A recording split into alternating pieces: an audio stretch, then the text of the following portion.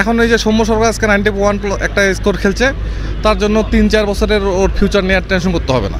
Office আজকে absent করে এই খেলা দেখতে আসছিলাম যে সৌম্য সরকার আছে। ব্যর্থতার দায় মিডল অর্ডার ব্যাটার। আজকে অবশ্যই বাংলাদেশ আজকে অবশ্যই আশা রাখা যাচ্ছে জিততে পারবে। খুবই ভালো ছিল, সাইফ প্রথম শুরু করেছে, তারপর সৌম্য সরকার আরও একটু ভালো করেছে। তো সেক্ষেত্রে আমাদের 25 ওভার যে প্রথম 25 ওভার যেটা ছিল খুবই জুটি খুব ভালো ছিল, পার্টনারশিপও খুব ভালো ছিল। তারপর আস্তে আস্তে আমাদের খেলাটাও স্লো হয়ে গেছে। যেভাবে প্রথম দিকে শুরু হয়েছিল সেভাবে যদি আস্তে আস্তে থাকতো সেক্ষেত্রে আমাদের 350-এর মতো টার্গেট একটা আশা ছিল। তো এখন বর্তমানে যেটা আছে হবে ইনশাল্লাহ, আলহামদুলিল্লাহ জেতার সম্ভাবনা আছে। রানটা আর একটু বেশি আশা করছিলাম, কারণ যেভাবে আমাদের ওপেনিং জুটি খেলছে সেইভাবে মানে টোটাল রানটা আমরা সংগ্রহ করতে পারিনি। ব্যর্থতার দায় মিডল অর্ডার ব্যাটার। যেমন হৃদয় এসে যেমন এই খেলাটা যদি অন্য দেশে ভারত কিংবা অস্ট্রেলিয়া কিংবা ইংল্যান্ড যদি ওপেনিং পার্টনারশিপ যদি এমন টোটাল একটা এনে দিত, তারা 1 ডাউন 2 ডাউন ব্যাটিং নেমে এইভাবে লো স্কোরিং খেলা দিত না আমাদের। কিন্তু খুবই হতাশ হৃদয়ের খেলা দেখে।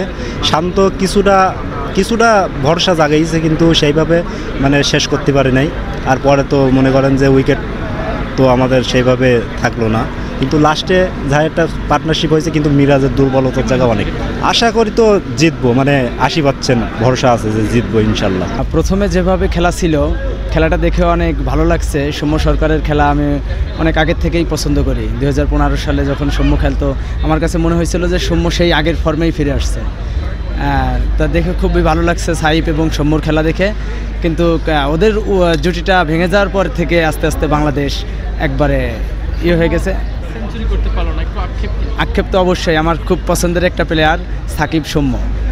আসলে সাকিব তো এখন দলে নেই, আর সৌম্য সরকারের আছে বলেই আমি আজকে খেলা দেখতে আসছি। অফিস আজকে অ্যাবসেন্ট করে এই খেলা দেখতে আসছিলাম যে সৌম্য সরকার আছে, তার খেলা দেখে খুব ভালো লাগলো। কিন্তু সেঞ্চুরিটা করতে পারলে অনেক খুশি হইতাম।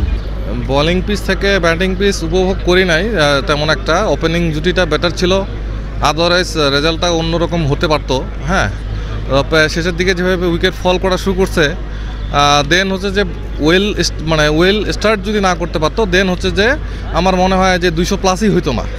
হ্যাঁ, এখন এই যে সৌম্য সরকার আজকে 91 একটা স্কোর খেলছে, তার জন্য 3-4 বছরের ওর ফিউচার নিয়ে টেনশন করতে হবে না।